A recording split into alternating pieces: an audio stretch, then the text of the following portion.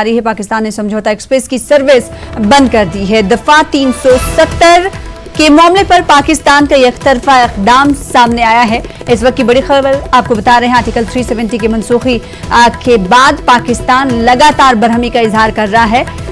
कल हमने देखा कि पाकिस्तान की तरफ से सिफारती ताल्लुकात में तखफीफ और तिजारती ताल्लुकात में तखफीफ की धमकी दी गई, फैसला लिया गया और उसके बाद अब पाकिस्तान ने समझौता एक्सप्रेस की सर्विस भी बंद कर दी है।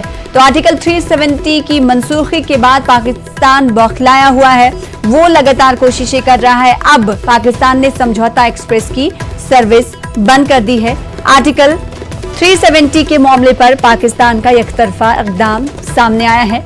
लगातार अगर बात कर लें पाकिस्तानी वजीर आजम इमरान खान की, तो कल उन्होंने धमकी भी दी थी कि इस मामले को वो यूएन में लेकर जाएंगे, आर्टिकल 370 की मनसूखी को। और अब दफा 370 के मामले में पाकिस्तान ने कदम उठाते हुए समझौता एक्सप्रेस की सर्विस बंद कर दी है। कल सिफारती ताल्लुकात में तखफीफ की खबरें, तखफीफ का फैसला पाकिस्तान ने लिया था और तिजारती ताल्लुकात का भी फैसला पाकिस्तान की जानिब से कल लिया गया। और आज पाकिस्तान ने एक बार फिर से बौखलाहट का शिकार होते हुए समझौता एक्सप्रेस की सर्विस बंद कर दी है। वहीं कल किए गए तखफीफ को लेकर हिंदुस्तान ने जवाब भी दिया है। हिंदुस्तान ने कहा है कि पाकिस्तान जो फैसला ले रहा है उस पर एक बार नजरसानी करे। इस बीच खबर यह आ रही है कि दफा 370 के मामले पर पाकिस्तान ने एकतरफा इक़दाम उठाते हुए समझौता एक्सप्रेस की सर्विस बंद कर दी है।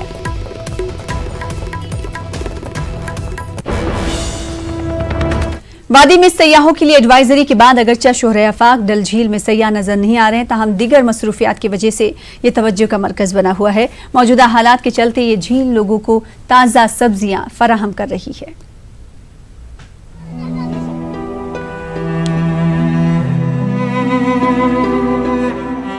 श्रीनगर में वाक़या मशहूर डल झील में सयाह नजर नहीं आ रहे हैं। इसके बावजूद सब्जी फरोशों की वजह से झील में कुछ चहल पहल नजर आ रही है। बंदिशों और रुकावटों के बीच डल झील के किनारों पर सब्जी फरोश ताज़ा सब्जियों के साथ नजर आ रहे हैं। मुख्तलिफ मुश्किलात और दुश्वारियों को पार करते हुए बड़ी तादाद में लोग यहाँ ताज़ा और लजीज सब्जियों के लिए पहुँच रहे हैं।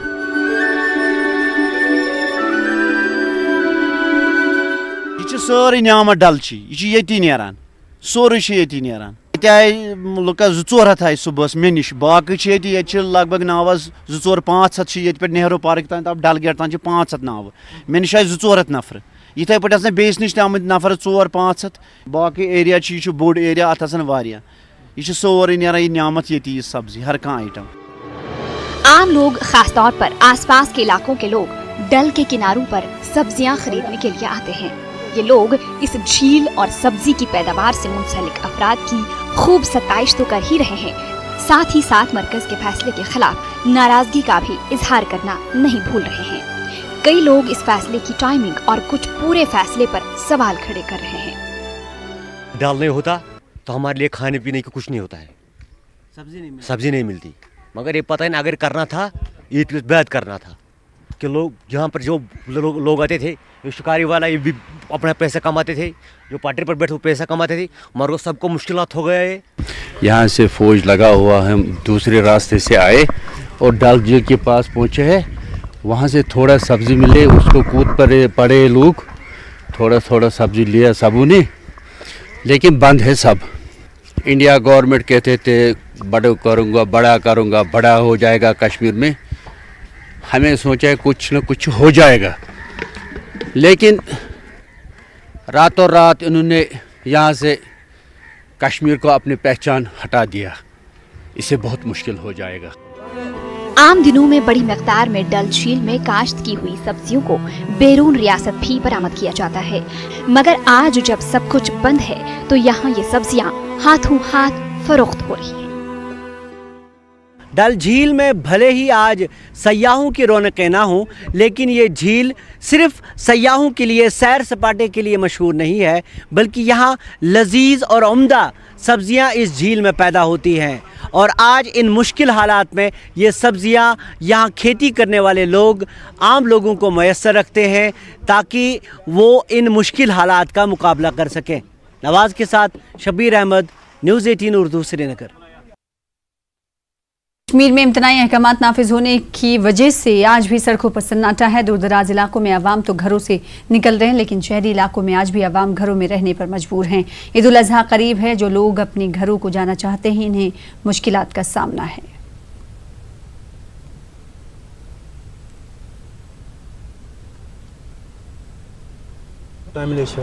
ये अखबार छप रही है जी सर। और अखबार बट रही है, लोगों तक पहुंचा रहे हो आप?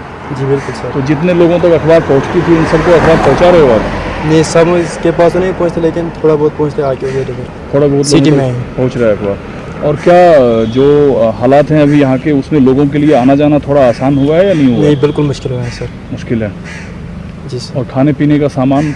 खाने पीने का भी बिल्कुल मुश्किल है, थोड़ा बहुत आप गुजारा कर रहे हैं। अच्छा, आज से क्या लग रहा है? आज थोड़ा सा हल्का है? नहीं सर, बिल्कुल दिन ब दिन हालात बढ़ती जा रही हैं। जी बिल्कुल, लॉक बंद है, तो कर्फ्यू लगा हुआ है, हालात ख़राब है बाजारों में? जी बाज़ारों में, गांव में लोग घूमते शूमते हैं, थोड़ा बहुत सहूलत है, गाँव में निकल रहे हैं लोग। जी। अच्छा, आपको घर भी जाना है क्योंकि आगे पर्व है? जी घर जाना है, आगे बढ़ा देना है, तो इसलिए अब सोचेंगे कब कहीं गाड़ी मिलेगी तो तभी जाएंगे। तो बसें चल रही है अलग अलग जगह जाने के लिए, NH खुले हुए हैं?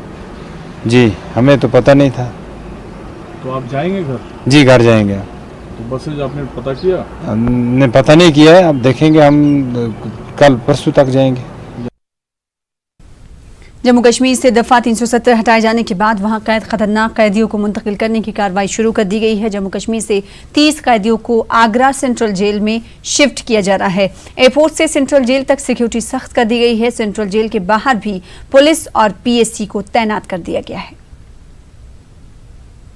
जम्मू कश्मीर में धारा 370 समाप्त होने के बाद अब वहां के कैदियों को आगरा सेंट्रल जेल में शिफ्ट किया जा रहा है। आप देख सकते हैं आगरा सेंट्रल जेल है ये, और इन कैदियों को आज लाया जाएगा आगरा सेंट्रल जेल।